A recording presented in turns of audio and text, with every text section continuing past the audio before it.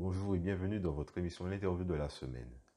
Dans le cadre de la journée nationale du sommeil, nous avons contacté par téléphone le docteur Daniela Broussillon, coordinatrice médicale de la mission Santé Respire Alizé au GIPRASPEG. Docteur Broussillon, bonjour. Pouvez-vous nous expliquer quelle est l'importance du sommeil? Le sommeil, vous savez, occupe un tiers de la vie. Quand vous avez 65 ans, vous avez dormi 25 ans. Beaucoup de gens pensent qu'on a tellement de choses à faire et que bon, dormir, c'est une perte de temps. Mais non, le sommeil a une grande importance sur notre santé, sur la qualité de notre vie. Je vais définir un petit peu le sommeil. Le sommeil n'est pas homogène pendant toute la nuit.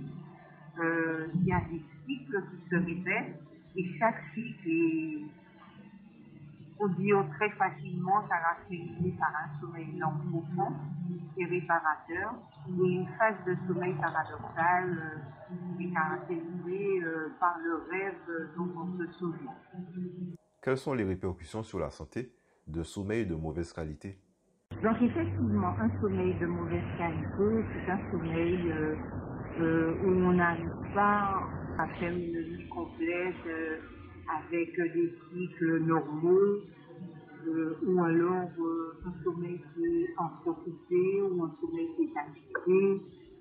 Le sommeil de mauvaise qualité agit sur déjà sur l'énergie, parce que le sommeil nous permet de récupérer l'énergie nécessaire pour pouvoir recommencer la journée. Donc un sommeil nous permet de récupérer l'énergie physique et psychique que nous avons perdue pendant la journée.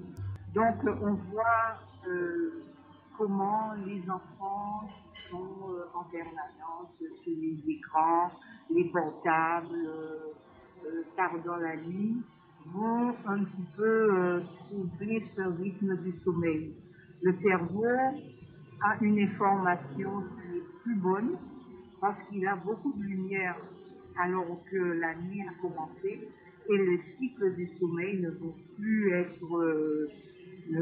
être normaux.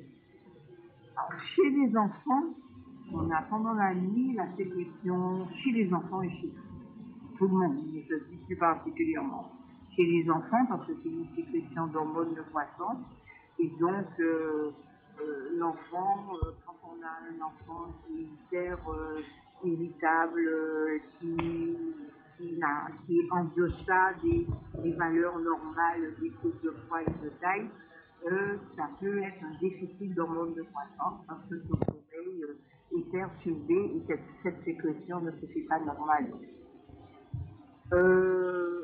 Le mauvais sommeil ou le manque de la dette de sommeil agit aussi sur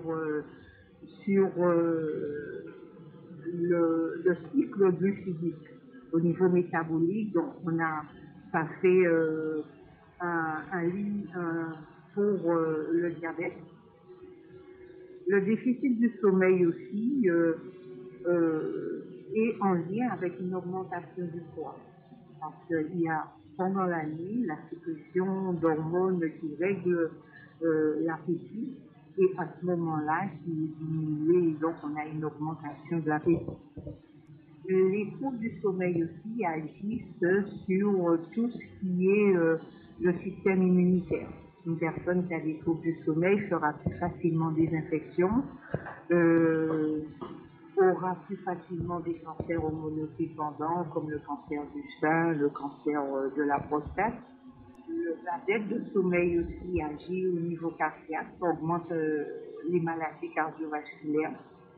Pendant le sommeil, au niveau du cerveau, on a une dégénération cellulaire et la mémorisation, le rangement de toutes les informations prises pendant la journée se fait à ce moment-là.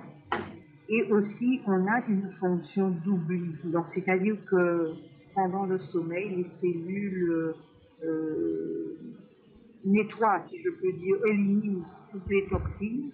Et à ce moment-là, pour que le cerveau n'accumule pas ces toxines. Notamment au niveau de l'Alzheimer, on dit que c'est une prise de bien dormir, C'est aussi une prévention de la maladie d'Alzheimer. Le stress, la dépression, quand on n'a pas beaucoup dormi, on est fatigué, bon, à la longue on peut avoir. Et de la somnolence pendant la journée, avec toutes ces conséquences d'accidents du travail, d'accidents de la route. Comment voir qu'on a un trouble du sommeil? Quand dans la journée se répète, non, pas une journée, mais après pendant le mois de façon chronique, la fatigue qui est encore présente au réveil, on n'est pas en forme pendant la journée, pourtant les habitudes du sommeil n'ont pas changé, on est instable, on est irritable, la tête fait mal, on a envie de dormir en plein jour. Beaucoup de troubles du sommeil qui existent. Et nous, particulièrement au GIP, nous nous occupons de faire de l'éducation thérapeutique dans le syndrome d'apnée hypopnée obstructive du sommeil, qui est un des troubles du sommeil. On entend parler du SAOS. Qu'est-ce que c'est? Alors, le SAOS, c'est un trouble du sommeil. Le SAOS, syndrome d'apnée hypopnée du sommeil. Alors, je vais dire déjà, qu'est-ce que c'est que l'apnée? L'apnée, c'est quand on ne respire pas, l'air ne passe pas. Et l'hypopnée, c'est quand il passe, mais pas normal, une diminution. C'est un trouble de la respiration nocturne représenté par la survenue d'événements respiratoires indésirables caractérisés par une baisse de débit de passage de l'air partiel hypopnée ou totale apnée sur une durée de 10 secondes minimum pendant le sommeil. C'est un phénomène que le malade ne peut pas contrôler et il se répète de nombreuses fois pendant le sommeil. Et certains patients peuvent présenter des dizaines, voire des centaines d'apnées au cours d'une nuit. Il en existe trois types. Celle de l'eau est un obstacle pour les voies respiratoires. D'autres où c'est un trouble de la commande de la fonction respiratoire pendant le sommeil. Et d'autres qui sont mixtes, où on a une part d'obstacle, une part du trouble de la fonction. Quelles sont les causes de l'apnée du sommeil? Alors, l'obésité, on a des tissus graisseux qui sont au niveau du cou, et à ce niveau-là, on peut avoir en position couchée la nuit, notamment sur le dos, ou quand le cou est touché, on peut avoir une obstruction des voies respiratoires. Il y a aussi des obstructions d'origine, un relâchement des muscles du pharynx, une mauvaise coordination des muscles. Et ce phénomène est particulièrement marqué après la consommation d'alcool et certains médicaments. Il y a aussi des malformations au niveau facial et mandibulaire qui peuvent entraîner ces phénomènes. Quels sont les facteurs favorisant le SAOS? L'âge, l'excès de poids, comme j'ai dit, la consommation d'alcool ou la consommation de somnifères avant le coucher, le tabagisme et les maladies respiratoires comme l'asthme, et toutes les obstructions nasales, allergiques ou aiguës. Et on note que les maladies cardiovasculaires sont plus fréquentes pendant le SAOS, à savoir, il y a un cercle vicieux. Hein. Quand elles existent, elles favorisent le SAOS, mais quand il y a le SAOS, elles sont favorisées par le SAOS. Quelques chiffres. À peu près 4% de la population française, 2 fois plus fréquent chez les hommes que chez les femmes. Et l'incidence de ce phénomène, de cette pathologie, augmente avec l'âge. Quels sont les symptômes du SAOS? Au cours de la nuit, il y a le ronflement sévère et quotidien, des épisodes d'étouffement, la reprise de respiration bruyante, le sommeil agité, entrecoupé de micro-éveils à répétition, le sommeil non réparateur, un besoin d'uriner plusieurs fois dans la nuit, des sueurs nocturnes.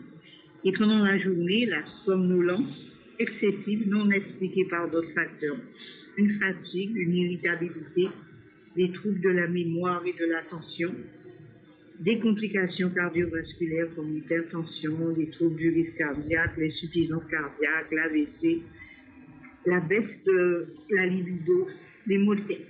Quand il y a au moins 3 signes, ça demande de voir son médecin traitant de façon à aller plus loin, faire un interrogatoire et faire des examens complémentaires pour faire le diagnostic.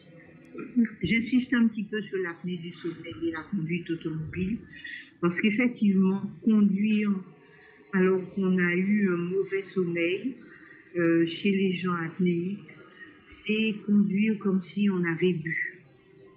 Et donc, on a énormément d'accidents de la route et d'accidents du travail qui sont dus à ces apnées du sommeil qui ne sont pas diagnostiquées, pas soignées ou mal soignées.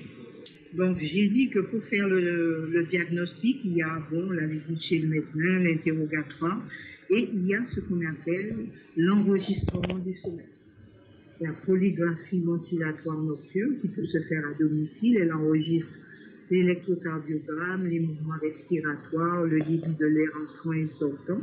La polysomnographie, par contre, qui est effectuée toute une nuit dans un service spécialisé et qui enregistre beaucoup plus de données. Et on va noter la sévérité de l'apnée du sommeil par le nombre d'apnées, hypopnées par heure de sommeil la nuit. Et entre 5 et 15, on a une apnée légère, mais entre 16 et 30, elle est modérée, et au-delà de 30, elle est sévère. Donc à ce moment-là, il faut traiter. Traiter par des mesures hygiéno-diététiques, bien sûr la perte de poids, éviter les drogues, les somnifères, l'alcool, le tabac, les sédatifs, une bonne hygiène du sommeil en évitant les excitants en fin de journée, les exercices physiques juste avant le coucher, réduire la lumière, le bruit, diminuer la température dans la chambre à coucher.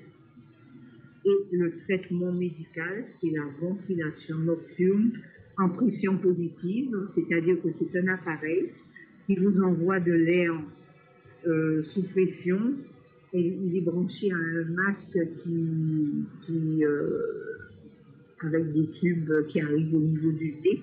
Et cette pression d'air dans les voies respiratoires permet d'éviter qu'il y ait cet obstacle qui se forme au niveau de la gorge, enfin au niveau des voies respiratoires.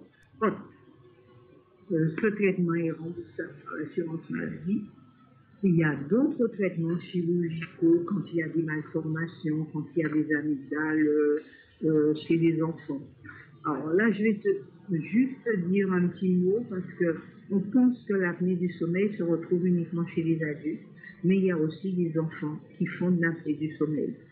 Et donc, on a vu précédemment dans le sommeil tous les troubles qu'on peut avoir chez un enfant.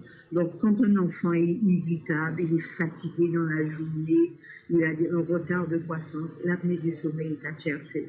Alors, aussi, nous avons l'éducation thérapeutique à côté de toutes les mesures médicales prescrites par le médecin. Donc, nous faisons cette éducation thérapeutique au Gibraltar. On a une unité d'éducation thérapeutique où on voit le patient et il y aura plusieurs séances de façon à bien le connaître et lui permettre à partir de sa demande d'acquérir des compétences pour mieux se prendre en charge. Pour nous contacter, on peut passer par son médecin traitant, par le pharmacien, mais aussi directement appeler au Gibraltar au 0590 47 10 00. Merci Dr Broussillon d'avoir répondu à nos questions. Chers auditeurs, nous vous donnons rendez-vous prochainement dans un nouvel épisode de l'interview de la semaine.